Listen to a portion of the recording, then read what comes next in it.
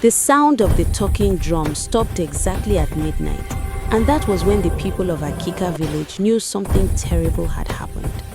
For 300 years, the drum had never been silent, not during the Great Famine, not during the war with the neighboring villages, not even when the first white men came with their strange religion and stranger ways.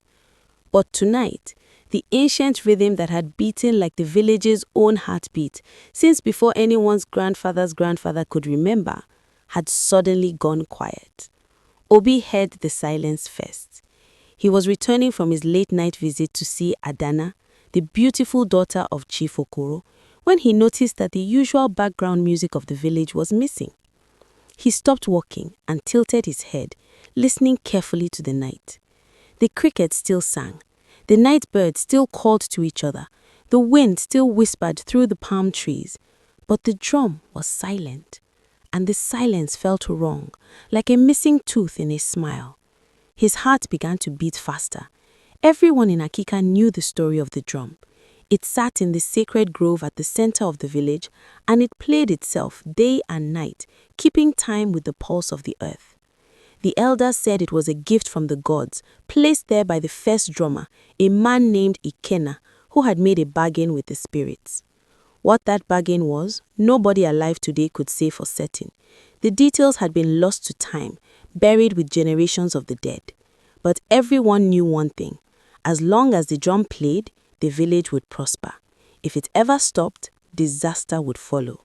Obi started running. His bare feet slapped against the red earth of the village path, kicking up small clouds of dust that glowed silver in the moonlight. He had to tell someone. He had to wake the elders. But even as he ran, a small voice in the back of his mind whispered that maybe he was wrong. Maybe the drum was still playing and he just couldn't hear it. Maybe his ears were playing tricks on him. He reached the compound of Elder Nwanko, the oldest man in the village, and began pounding on the wooden gate. "Elder! Elder Nwanko, wake up! Please wake up!" There was movement inside the compound. A light appeared, the warm glow of a palm oil lamp. The gate creaked open and Elder Nwanko stood there, his white hair wild from sleep, his wrapper hastily tied around his thin waist. "Obi, what is this madness? Do you know what time it is?" "The drum, Elder, listen! The drum has stopped!" Elder Nwanko opened his mouth to scold the young man for disturbing his sleep over nothing, but then he paused. His ancient eyes went wide. His wrinkled hand gripped the gate until his knuckles turned pale. "Chineke," he whispered, invoking the name of the Most High God. "It cannot be." Within an hour, the entire village was awake. Men came out of their compounds carrying torches and machetes. Women wrapped their children in cloths and held them close. The elders gathered in the village square, their faces grave in the flickering firelight. Chief Okoro, Adana's father, stood at the center of the gathering, his ceremonial staff in his hand. "We must go to the sacred grove," he announced. "We must see what has happened to the drum." Nobody wanted to go to the sacred grove at night. The place was forbidden to all but the chief priest, and even he only went there during daylight hours for important ceremonies. At night, the grove belonged to the spirits, and any human who ventured there risked angering forces they could not understand. But the silence of the drum was a greater fear than the spirits, so they went. The chief priest led the way. His name was Okafor, and he was a small, bent man with knowing eyes. He carried a staff decorated with feathers and cowrie shells that rattled with each step. Behind him walked the elders and the warriors. Behind them came the rest of the village, a long procession of frightened people carrying whatever light they could find. The sacred grove was surrounded by a fence made of bamboo and palm fronds. A single opening faced the east, toward the rising sun. As they approached, Obi noticed something strange. The grove, which should have been dark and mysterious, was glowing with a pale green light that seemed to come from nowhere and everywhere at once. The other villagers saw it too, and whispers of fear rippled through the crowd. Okafor stopped at the entrance. He began to chant in the old language, words that even he did not fully understand but had been taught by the chief priest before him. He sprinkled kola nut and palm wine on the ground as an offering to the spirits. Then he stepped through the opening. The grove was not large, perhaps 20 paces across. In the center stood the drum. It was carved from the trunk of an iroko tree, the wood dark and polished from centuries of spiritual energy. It stood as tall as a man, and its surface was covered with intricate patterns that seemed to move and shift in the strange green light. Beside the drum, sitting on the ground with his back against it, was a man. Everyone gasped. Several women screamed. Warriors raised their machetes. The man was ancient beyond ancient. His skin was like dried leather stretched over bones. His hair was white as cotton and grew down to his waist. He wore a wrapper of faded cloth that might have been any color once, but was now the color of dust and time. His eyes were closed, and for a moment, Obi thought he was dead. But then those eyes opened, and they were young eyes, bright and aware, and completely out of place in that ancient face. "Who are you?" Chief Okoro demanded, his voice shaking despite his efforts to sound strong. "What have you done to the drum?" The old man smiled, showing teeth that were still perfectly white and straight. When he spoke, his voice was like wind through dry leaves. "I am Ikena," he said, "the first drummer, and I have done nothing to the drum. I have simply come home to rest." The silence that followed was absolute. Even the night insects seemed to hold their breath. Ikena had been dead for 300 years. Everyone knew this. His story was told to children, a legend, a myth, a tale from the long ago time when the world was young and full of magic. "That is impossible," Elder Nwanko said, but his voice lacked conviction. "Ikena is dead. He died when my grandfather's grandfather was a boy." "I made a bargain," Ikena said. He moved his hand and gestured to the drum. "I agreed to play this drum for the village, to bring prosperity and peace for as long as I was needed. In exchange, the spirits gave me the gift of not dying. But a gift and a curse are often the same thing, wrapped in different cloth. I have played for 300 years. I have watched everyone I loved turn to dust. I have seen the village change from the place I knew into something new and strange. I am tired, so tired that even my bones ache with weariness. And so I have stopped playing." "But you cannot stop," Chief Okoro said, and now there was real panic in his voice. "The drum must play. The village depends on it. Our prosperity, our peace, everything we have comes from the drum." "No," Ikena said gently. "Everything you have comes from yourselves, from your hard work, your wisdom, your cooperation with each other. The drum was never magic. I was never magic. We were just a focus for your belief, a rhythm to unite you, but you have forgotten how to hear your own heartbeat. You have given your power away to a piece of wood and an old man." Obi did not sleep that night. After Ekena's words echoed through the sacred grove, the villagers had slowly dispersed, their minds heavy with confusion and fear. The ancient drummer had told them to return at dawn if anyone wished to learn the rhythms before he passed into the land of the ancestors. Most people went home shaking their heads, certain that this was some kind of trick or test from the spirits. But Obi could not shake the image of that tired, ancient face and those young, bright eyes. He sat by the river as the night slowly gave way to morning. The water moved past him, dark and endless, and he thought about time. 300 years. How many sunrises had Ikena seen? How many seasons had passed while his hands beat out the same rhythms on that drum? How many people had been born, lived their lives, and died while he remained, unchanging and unaging, trapped in his bargain, the spirits? "You're going to do it, aren't you?" Obi turned to find Adana standing behind him. She wore a simple wrapper, and her hair was covered with a headscarf. Even in the grey light before dawn, she was beautiful. "I have to," Obi said. "Someone has to learn. Someone has to keep the tradition alive." "The tradition of a magical drum that plays itself?" Adana sat down beside him. "Obi, you heard what Ikena said. It was never really magic.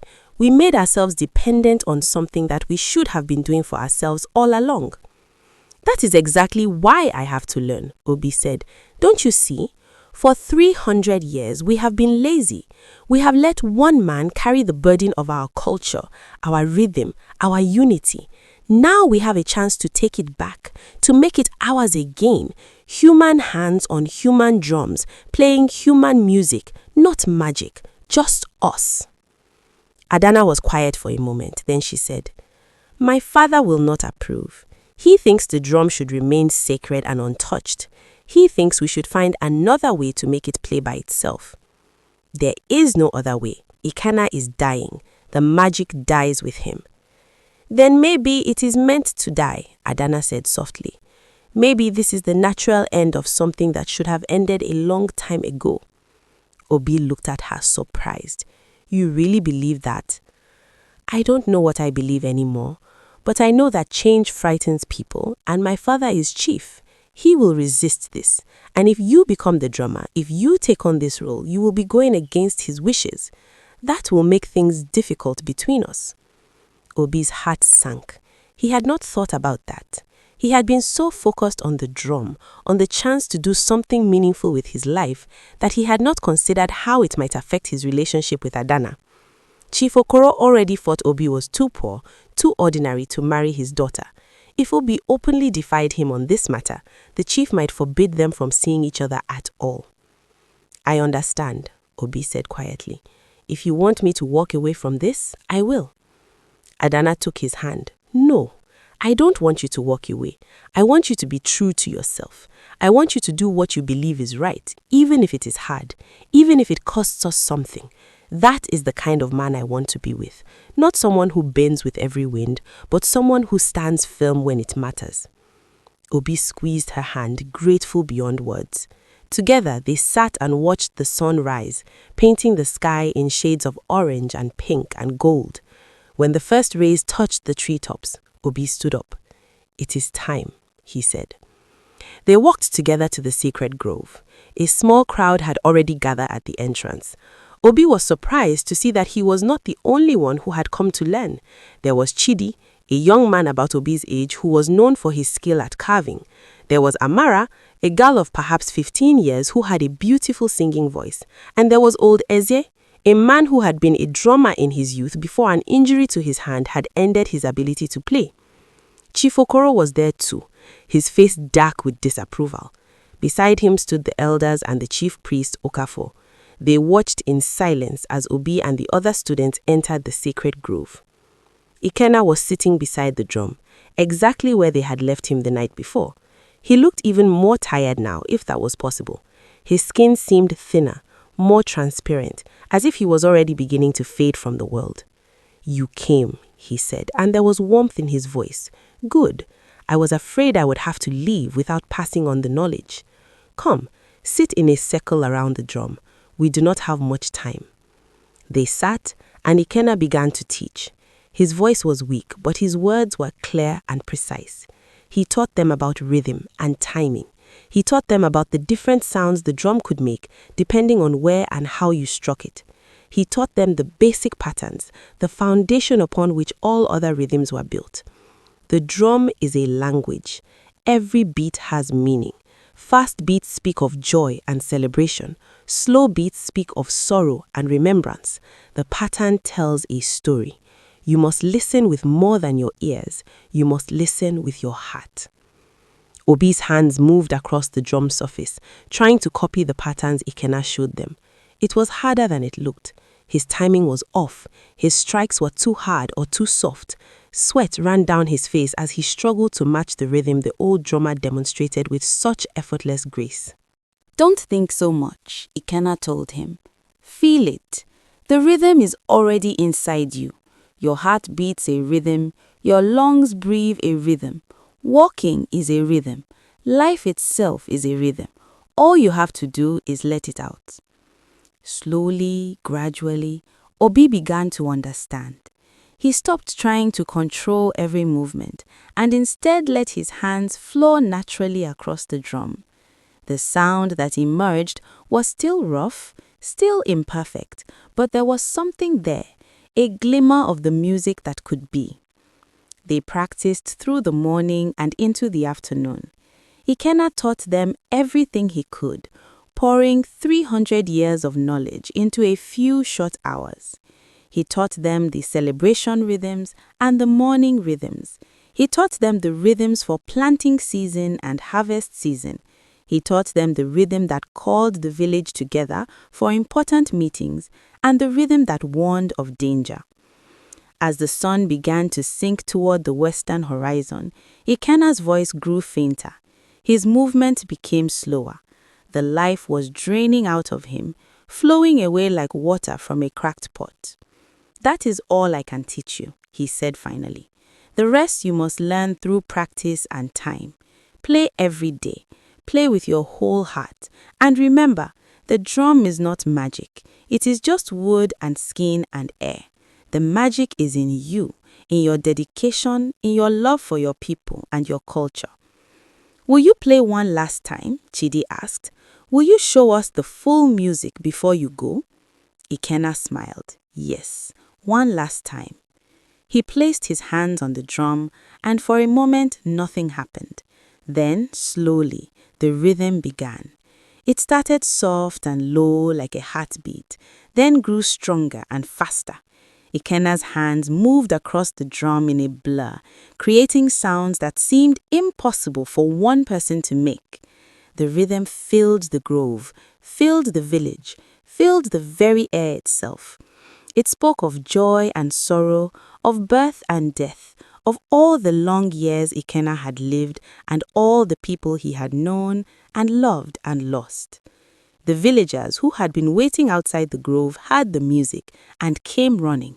They stood at the entrance, tears streaming down their faces as Ikenna played his final song.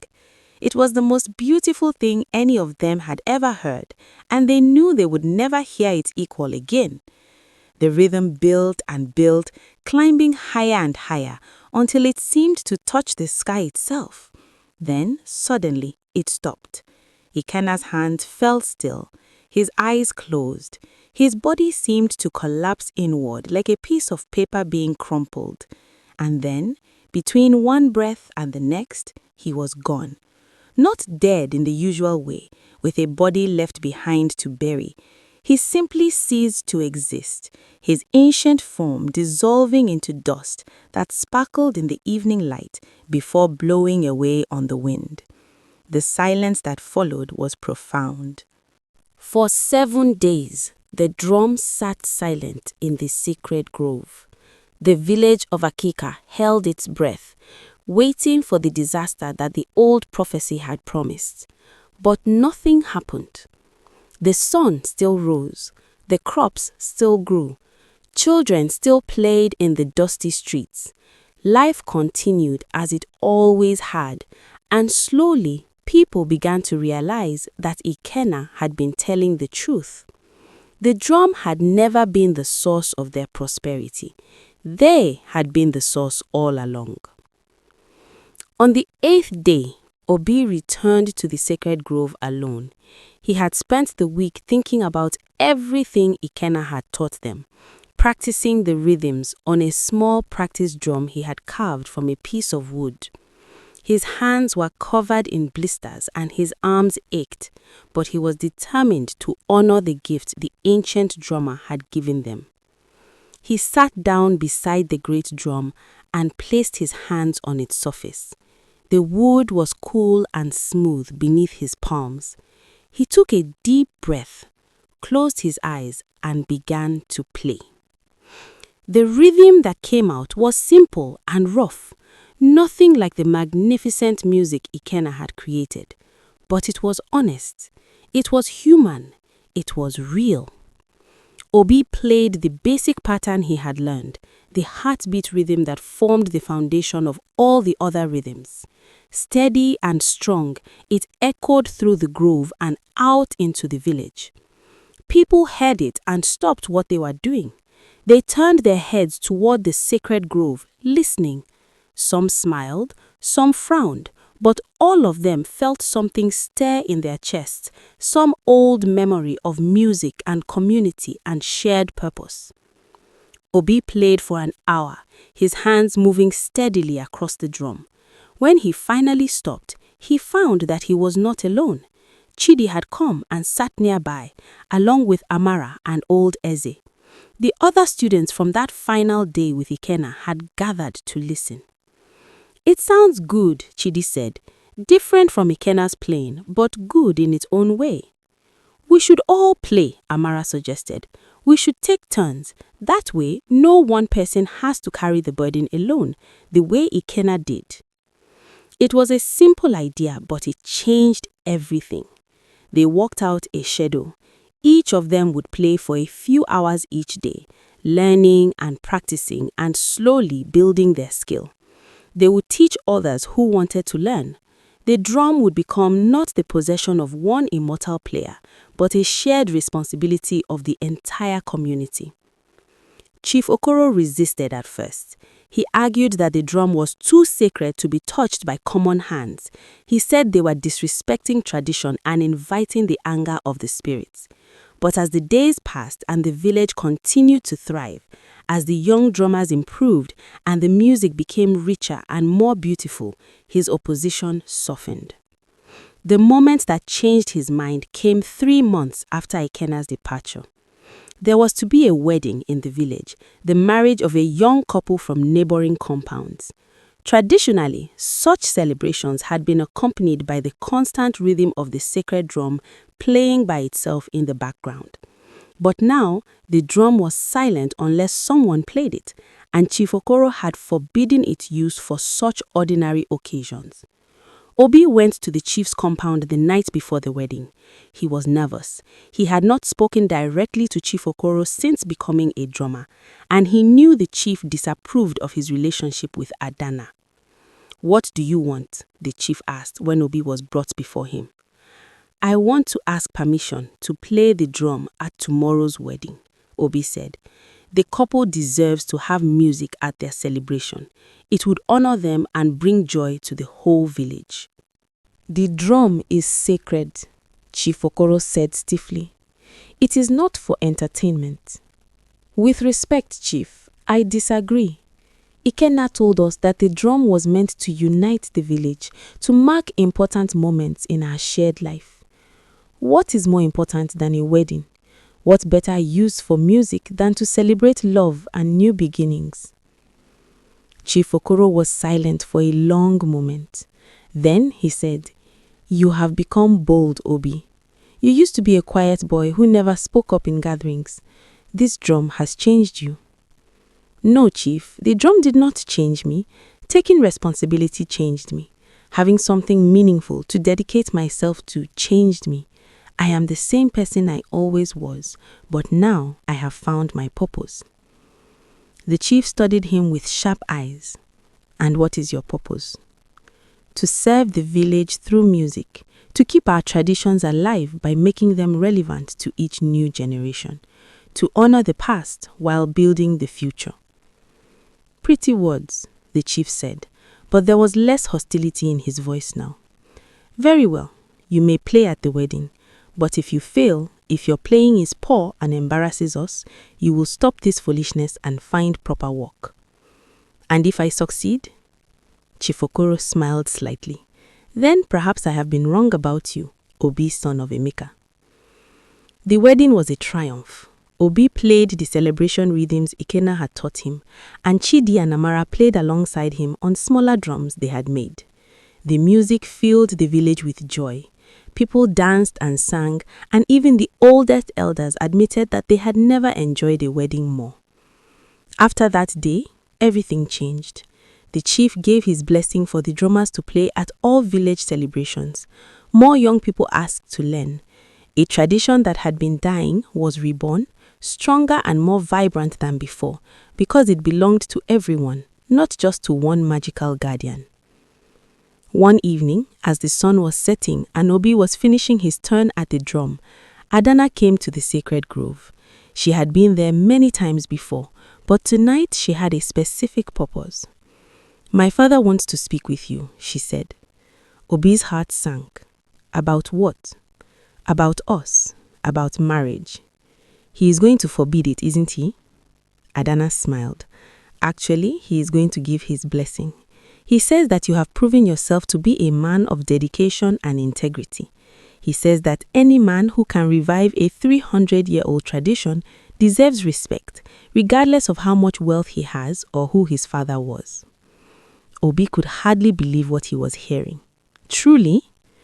Truly, the drum may not be magic, Obi, but you have worked magic in this village anyway.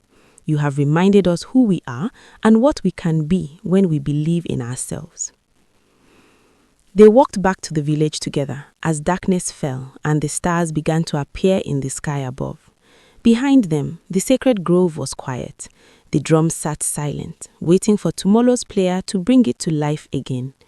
And in that silence, there was no fear, only peace and the promise of music to come.